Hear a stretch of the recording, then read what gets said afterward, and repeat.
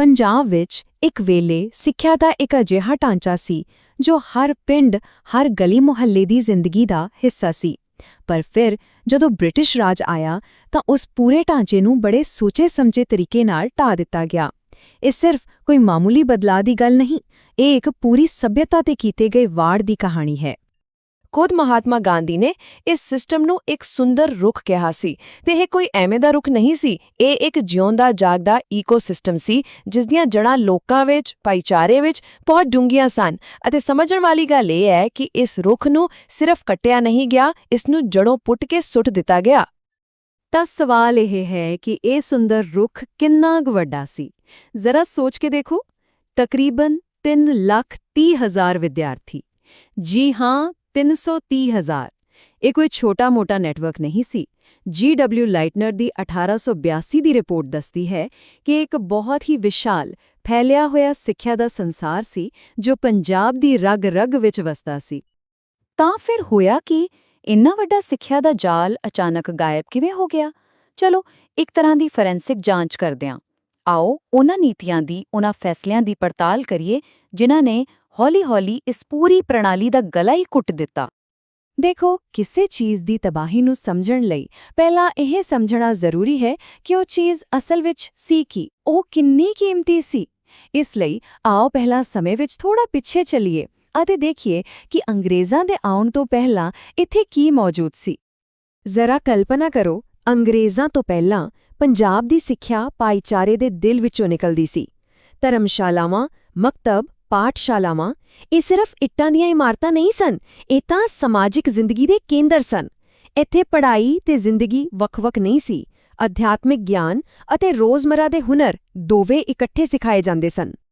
ਤਾਂ ਫਿਰ ਇੰਨੇ ਮਜ਼ਬੂਤ ਤੇ ਜਿਉਂਦੇ ਜਾਗਦੇ ਸਿਸਟਮ ਨੂੰ ਤੋੜਿਆ ਕਿਵੇਂ ਗਿਆ? ਸਭ ਤੋਂ ਪਹਿਲਾ ਵਾਰ ਸਭ ਤੋਂ ਸਿੱਧਾ ਸੀ। ਉਹਨਾਂ ਨੇ ਇਸ ਦੀ ਜੀਵਨ ਰੇਖਾ, ਮਤਲਬ ਇਸ ਦੇ ਪੈਸੇ ਦੇ ਸੋਮੇ ਨੂੰ ਹੀ ਕੱਟਣ ਦਾ ਫੈਸਲਾ ਕੀਤਾ। ਇਸ ਪੂਰੇ ਢਾਂਚੇ ਦੀ ਜਾਨ ਵਸਦੀ ਸੀ ਧਰਮਾਰਥਤ ਤੇ ਜਾਗੀਰਾਂ ਵਿੱਚ। ਇਹ ਉਹ ਜ਼ਮੀਨਾਂ ਸਨ ਜਿਨ੍ਹਾਂ ਤੋਂ ਟੈਕਸ ਨਹੀਂ ਲਿਆ ਜਾਂਦਾ ਸੀ ਅਤੇ ਇਨ੍ਹਾਂ ਦੀ ਆਮਦਨ ਨਾਲ ਹੀ ਇਹ ਸਾਰੇ ਸਕੂਲ ਤੇ ਸੰਸਥਾਵਾਂ ਚੱਲਦੀਆਂ ਸਨ। ਇਸ ਦਾ ਸਿੱਧਾ ਮਤਲਬ ਸੀ ਆਰਥਿਕ ਆਜ਼ਾਦੀ।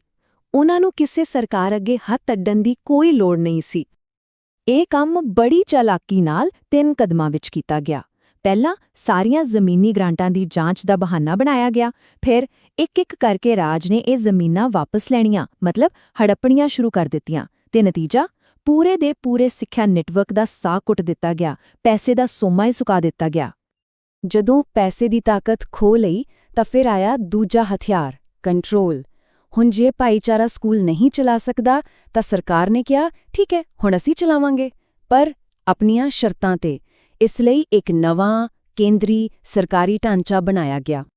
ਇਸ ਪੂਰੀ ਨਵੀਂ ਖੇਡ ਦਾ ਬਲੂਪ੍ਰਿੰਟ ਸੀ ਵੁਡਸ ਡਿਸਪੈਚ। ਇਹ ਸਿਰਫ ਕਾਗਜ਼ ਦਾ ਟੁਕੜਾ ਨਹੀਂ ਸੀ, ਇਹ ਇੱਕ ਪੂਰੀ ਨਵੀਂ ਸੋਚ ਸੀ। ਇਸ ਨੇ ਇੱਕ ਅਜਿਹੇ ਸਿਸਟਮ ਦੀ ਨੀਂਹ ਰੱਖੀ ਜਿਸ ਵਿੱਚ ਸਾਰੀ ਤਾਕਤ ਭਾਈਚਾਰੇ ਦੇ ਹੱਥਾਂ 'ਚੋਂ ਖੋਹ ਕੇ ਸਿੱਧੀ ਸਰਕਾਰੀ ਬਾਬੂਆਂ ਦੇ ਹੱਥਾਂ ਵਿੱਚ ਦੇ ਦਿੱਤੀ ਗਈ। ਇਸ ਨਵੇਂ ਹੁਕਮ ਨਾਲ ਸਭ ਕੁਝ ਹੀ ਬਦਲ ਗਿਆ। ਜਿੱਥੇ ਪਹਿਲਾਂ ਭਾਈਚਾਰਾ ਫੈਸਲੇ ਲੈਂਦਾ ਸੀ, ਉੱਥੇ ਹੁਣ ਸਰਕਾਰੀ ਕੰਟਰੋਲ ਆ ਗਿਆ। ਹੁਣ ਸਰਕਾਰ ਤੈਅ ਕਰੇਗੀ ਕਿ ਕਿਤਾਬਾਂ 'ਚ ਕੀ ਪੜ੍ਹਾਇਆ ਜਾਵੇਗਾ, ਸਕੂਲਾਂ ਦੀ ਜਾਂਚ ਕੌਣ ਕਰੇਗਾ ਤੇ ਸਭ ਤੋਂ ਵੱਡੀ ਗੱਲ, ਪੜ੍ਹਾਈ ਕਿਸ ਭਾਸ਼ਾ ਵਿੱਚ ਹੋਵੇਗੀ। ਪੰਜਾਬੀ ਨੂੰ ਪਿੱਛੇ ਧੱਕ ਕੇ ਉਰਦੂ ਨੂੰ ਲਾਗੂ ਕਰਨਾ ਇਹ ਸਿਰਫ ਇੱਕ ਪ੍ਰਸ਼ਾਸਨਿਕ ਫੈਸਲਾ ਨਹੀਂ, ਸਗੋਂ ਇੱਕ ਸੱਭਿਆਚਾਰਕ ਹਮਲਾ ਸੀ। ਠੀਕ ਹੈ, ਪਹਿਲਾਂ ਪੈਸਾ ਖੋਇਆ, ਫਿਰ ਕੰਟਰੋਲ ਹਥਿਆ ਲਿਆ। ਹੁਣ ਵਾਰੀ ਸੀ ਤੀਜੇ ਤੇ ਸ਼ਾਇਦ ਸਭ ਤੋਂ ਚਲਾਕ ਹਥਿਆਰ ਦੀ। ਇਹ ਦੇਖਣ ਨੂੰ ਸਹਾਇਤਾ ਲੱਗਦੀ ਸੀ, ਪਰ ਅਸਲ ਵਿੱਚ ਇਹ ਇੱਕ ਜਾਲ ਸੀ। ਸੋਚਣ ਵਾਲੀ ਗੱਲ ਹੈ ਨਾ ਕਿ ਭਲਾ ਮਦਦ ਇੱਕ ਹਥਿਆਰ ਕਿਵੇਂ ਹੋ ਸਕਦੀ ਹੈ? ਵੈਲ, ਇਸ ਗ੍ਰਾਂਟਸ ਇਨ ਏਡ ਸਿਸਟਮ ਦੀ ਖਾਸੀਅਤ ਹੀ ਇਹੀ ਸੀ। ਉਹ ਮਦਦ ਦਾ ਹੱਥ ਅੱਗੇ ਵਧਾਉਂਦੇ ਨਜ਼ਰ ਆਉਂਦੇ ਸਨ, ਪਰ ਉਸ ਹੱਥ ਦੇ ਪਿੱਛੇ ਬੇੜੀਆਂ ਲੁਕੋਈਆਂ ਹੋਈਆਂ ਸਨ। ਦੇਖਣ ਨੂੰ ਤਾਂ ਇਹ ਸ਼ਰਤਾਂ ਬੜੀਆਂ ਮਾਸੂਮ ਲੱਗਦੀਆਂ ਸਨ, ਪਰ ਅਸਲ 'ਚ ਇਹ ਇੱਕ ਫੰਦਾ ਸੀ। ਪਹਿਲੀ ਸ਼ਰਤ, ਪੜ੍ਹਾਈ ਧਰਮ ਨਿਰਪੱਖ ਹੋਵੇ, ਮਤਲਬ ਜਿਹੜੀ ਸਿੱਖਿਆ ਦੀ ਆਤਮਾ ਸੀ ਉਹੀ ਕੱਢ ਦਿਓ।